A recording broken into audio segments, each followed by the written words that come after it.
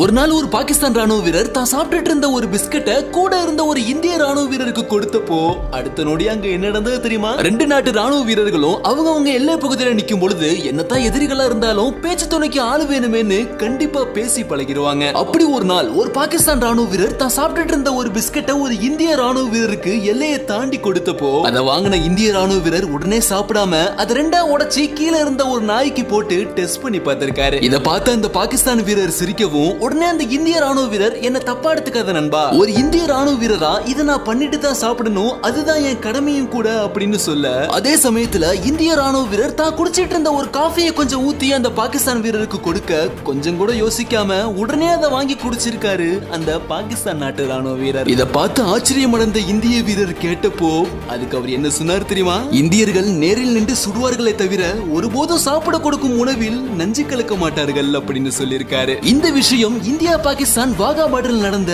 ஒரு உண்மையான சம்பவங்க.